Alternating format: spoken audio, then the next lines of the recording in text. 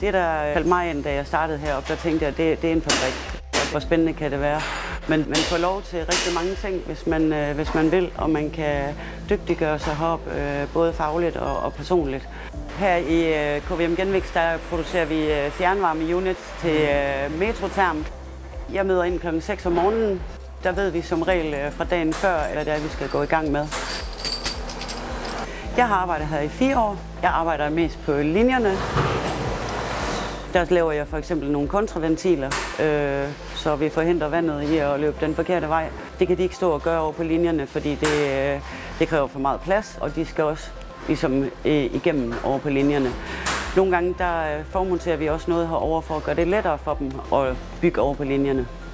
Med de kurser, jeg har taget, der har jeg for eksempel haft projektledelse, og det har jeg brugt her på firmaet ved, at jeg har prøvet at lave noget tidsbesparende, noget effektivisering på noget af det, vi gør.